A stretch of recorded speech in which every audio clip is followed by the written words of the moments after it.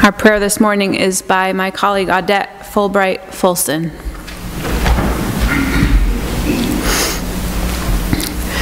Did you rise this morning broken and hung over with weariness and pain and rage, tattered from waving too long in a brutal wind?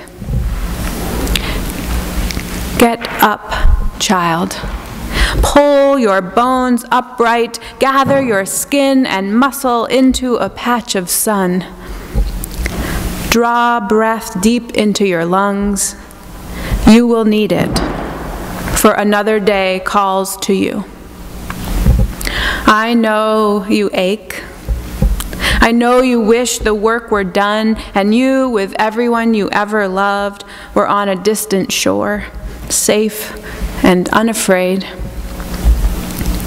But remember this, tired as you are not alone. Here and here and here also, there are others weeping and rising and gathering their courage. You belong to them and they to you. And together, we will break through and bend the arc of justice all the way down into our lives. Amen.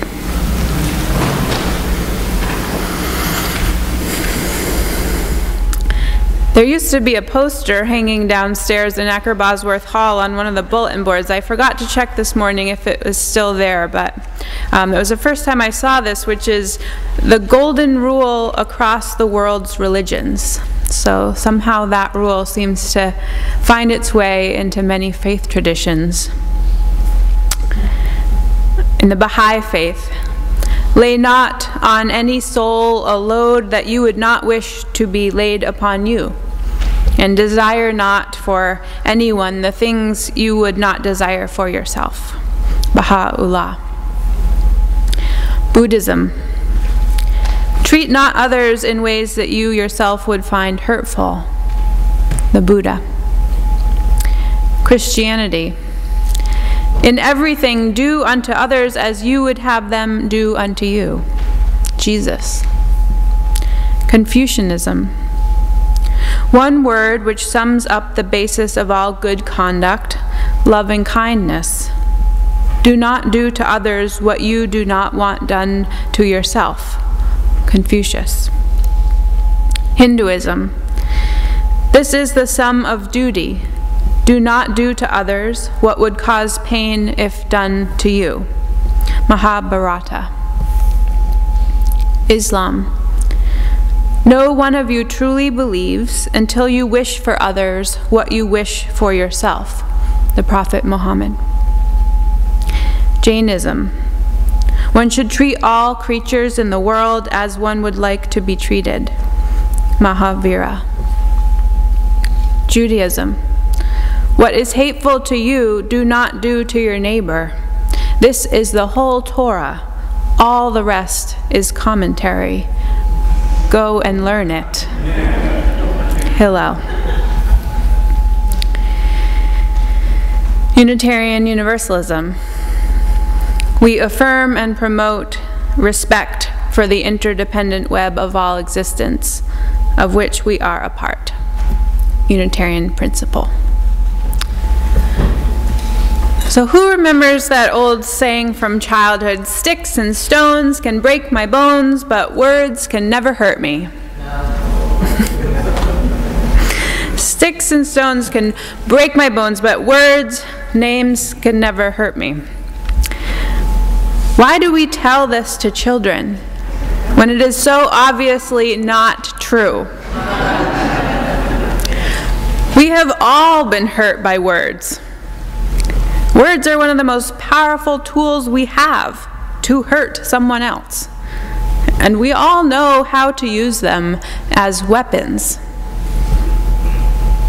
Maybe we teach this to children because it is aspirational, like, come on kids, be strong, grow a thick skin, don't let those bullies hurt your feelings, Words can never hurt you. But even as we say it, we know it isn't true. So I just don't really understand how it's helpful to ignore how powerful words are. There's a trend lately to dismiss people who argue that words are hurtful.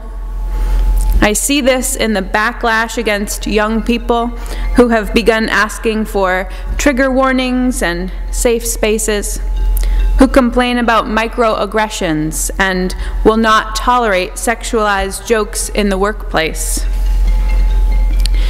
Their critics dismiss the validity of these concepts by saying that millennials are spoiled narcissists who find everything offensive. They say that liberals have become the word police, that political correctness has destroyed their right to have an opinion. I have to disagree. But before I tell you why, I'd like to dig into that concept of political correctness, or PC for short, because it has an interesting history. And it is, coincidentally, a pairing of words that is currently being used as a weapon. So first a definition, then some history. And I'm drawing here from an NPR Code Switch piece, as well as the Encyclopedia Britannica and an article from The Guardian called Political Correctness: How the Right Invented a Phantom Enemy. We don't always say what we mean when we use the phrase politically correct. But one definition is a term used to describe language, policies, or measures that are intended to avoid offense or disadvantage to members of particular groups in society. So that's one definition. But over the years, it has come to mean many different things depending on who is saying it and in what tone. The term first appeared in a 1793 U.S. Supreme Court decision about the boundaries of federal jurisdiction. During the Russian Revolution of 1917, Marxist-Leninists used the term to describe adherence to the policies and principles of the Communist Party of the Soviet Union. That is, the party line.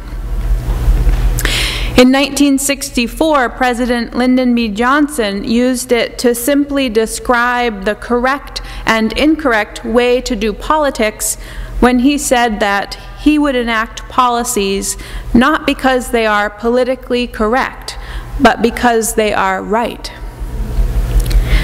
I think he had been listening to Reverend Dr. Martin Luther King Jr., who famously is quoted as saying, "There comes a time when one must take a position that is neither safe nor politic nor popular, but he must take it because conscience tells him it is right." But when we think of the term today, we don't think of politically wise, do we? It's not a compliment anymore, is it? Some people have turned the term into an insult. They think it means hypersensitive. A man at my gym the other day told a light bulb joke. "How many feminists does it take to screw in a light bulb?" The punchline was, "That's not funny."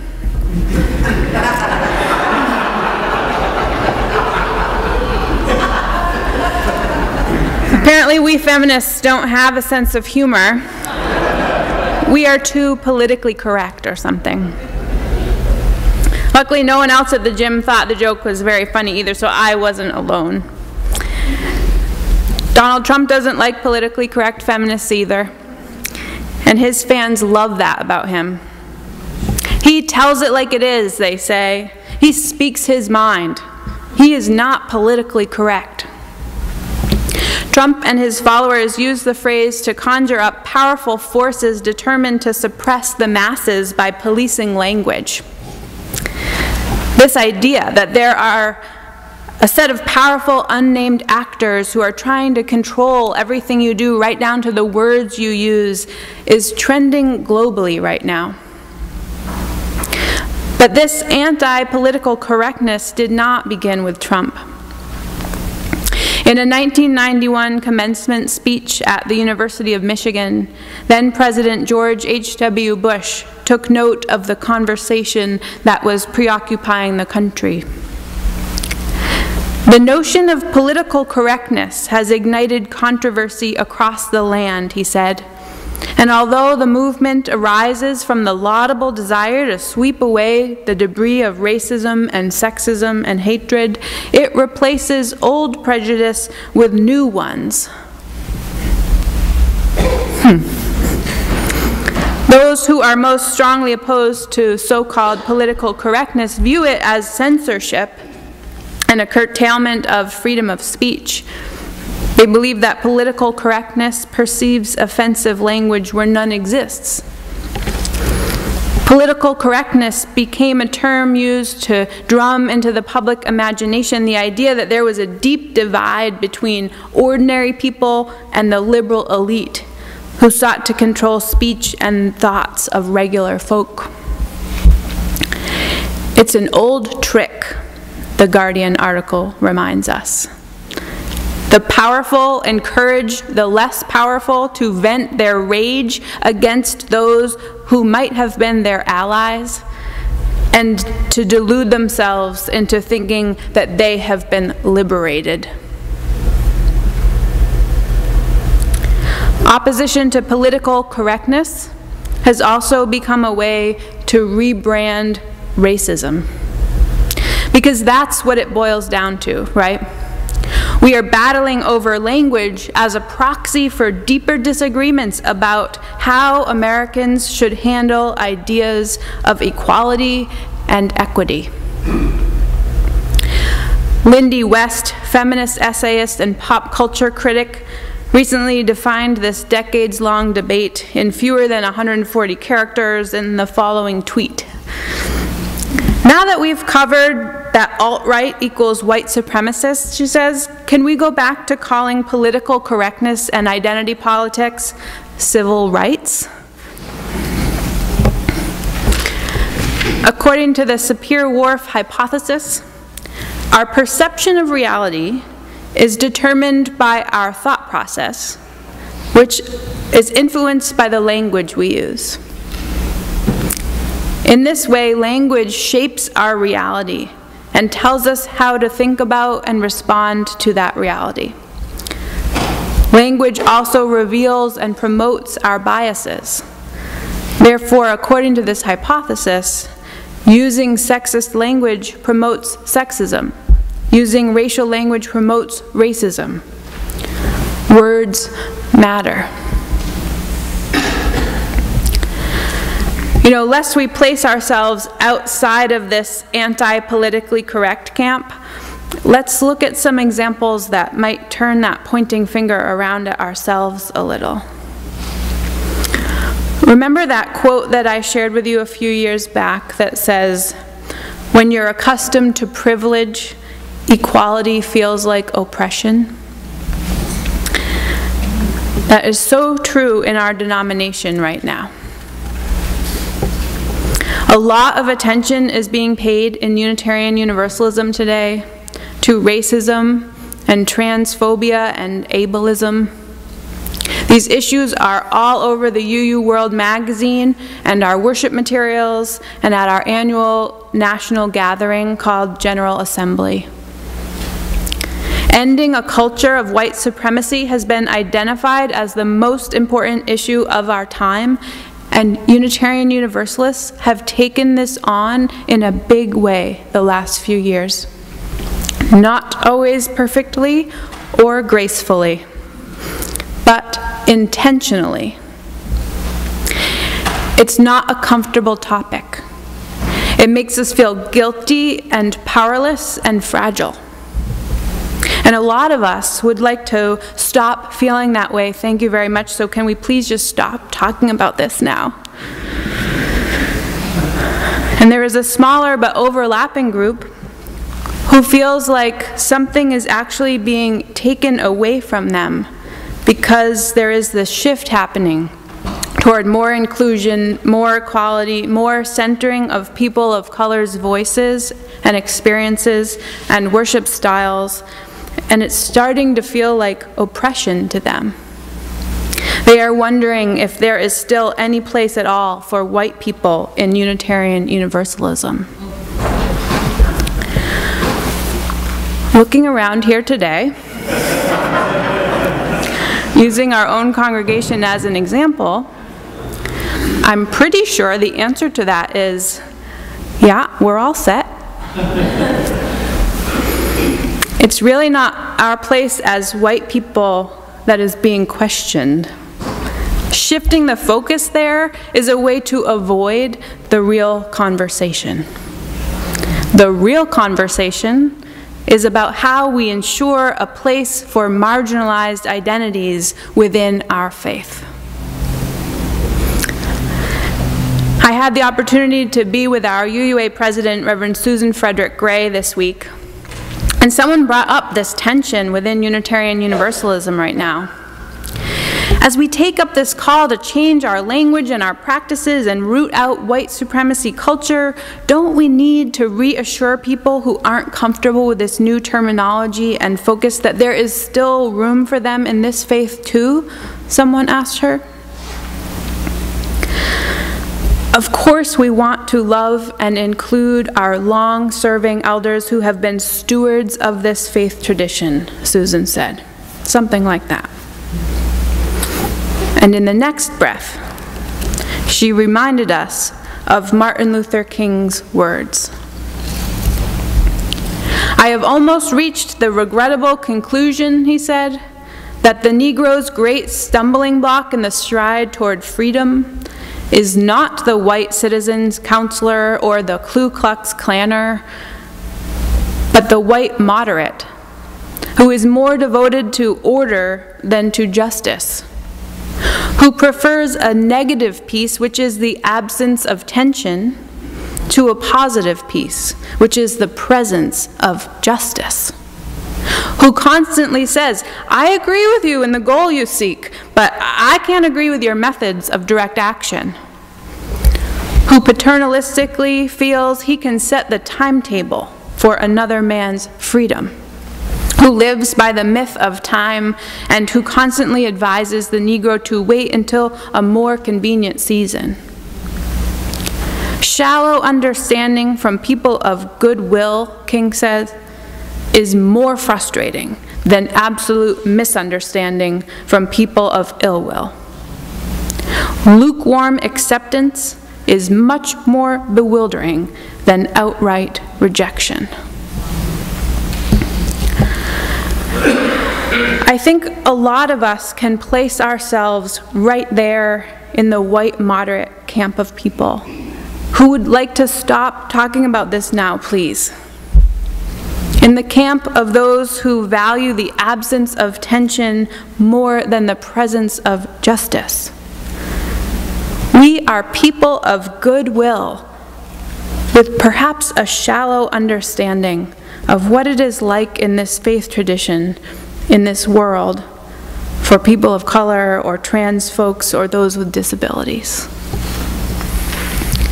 If we take a good, honest look at ourselves, we are actually the ones who are saying, come on, lighten up, get a sense of humor, stop being so sensitive. Words can never hurt you. I know I have thought that on occasion.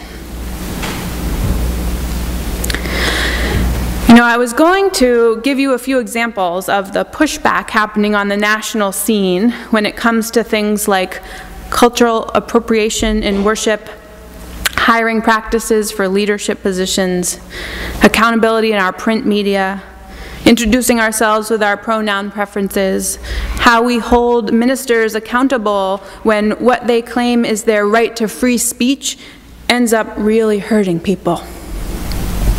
I was going to share a few examples with you, even though I was ashamed and embarrassed by them, because I thought that was the most transparent way to approach the situation. But then I read a blog post this week by Leslie Mack, a Black community organizer and UU leader, And her words changed my mind about how I would approach this. She wrote, "If you are just sharing so folks are aware, stop that. First of all, it's unnecessarily triggering, and second of all, without a call to action, it's providing attention to them with no purpose." She wrote, "When in doubt, build versus share. Build community with each other around liberating content, not just around the trauma caused by harmful words." She wrote, "Remember that these pushbacks are a sign that our work is taking root, that our message is gaining traction, and that our goals are shared by so many. We don't have to respond to them. Our work together does that for us." My colleague, Reverend Nancy McDonald Ladd, wrote on her Facebook page last week, "Right now in my professional circles, there seem to be a fair amount of senior colleagues grappling with the perspectives, tactics, approaches of a new generation. And I can't stop thinking about Neil Young," she said. "You know that when he first heard Nirvana's Nevermind, he went into his studio and cried for an hour. And then he spent the rest of the day trying to play with as much intensity as that new sound." Be Neil Young, Nancy wrote. I don't know if any of you are going to General Assembly this June. It's in Providence this year, so maybe you will. My invitation to you is to be proud that your denomination is taking on such important work, that we are living out our values. I invite you, along with me, to live into the discomfort that might arise as we are living out this work. I invite you, along with me, to be inspired by a younger generation of people who is taking the baton of the civil rights work that you have been doing and running with it, taking it to a whole new level, one that sounds different. Call me crazy, but I don't think it's a bad thing to be careful with our words, to be mindful of how they might hurt others, to keep our untested or prejudiced thoughts to ourselves, to imagine the impact of our rhetoric, to be ashamed of our racism and misogyny. Empathy is, after all, at the heart of all the major world's religions. And I was taught when I first began my journey into anti-racism work that the golden rule is actually not the gold standard in this work. There is a better one, the platinum rule. Instead of do unto others as you would have them do unto you, the platinum rule says, do unto others as they would have you do unto them. You hear the difference? In other words, we cannot always predict the feelings or wishes of others. So we have to ask them and actually listen to their answer. I went to a Christian seminary and I didn't always connect with the rituals and words used there. There is one thing that some of the preachers did, especially the African American preachers, that I really liked. Before they began preaching, they would say a little prayer, and they would say, "May the words of my mouth and the meditations of my heart be acceptable in your sight." It's from Psalm 19. The psalmist and the preacher is talking to God, of course. I like the humility of it, the thoughtfulness of it, the recognition that words have power, and so it means something if we get it right or wrong, or if we try. Of course it feels bad to be called out or even called in, or to realize that we are out of step with the next generation who we do not completely understand. But gosh, let's realize that that might be our problem, not theirs. We might need to go into a room and cry for an hour, and then come out a better, more inspired, and more creative person.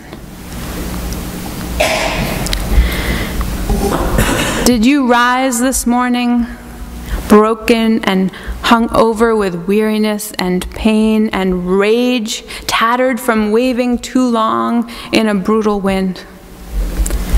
Get up, child. Pull your bones upright. Gather your skin and muscles into a patch of sun. Draw breath deep into your lungs.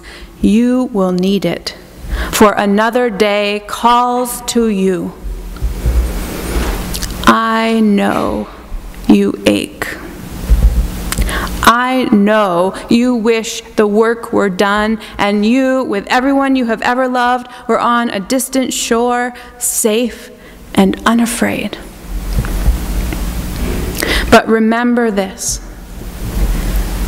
tired as you are not alone. Here and here and here also, there are others, weeping and rising and gathering their courage. You belong to them, and they to you. And together, we will break through and bend the arc of justice all the way down into our lives. May it be so. Amen, and blessed be.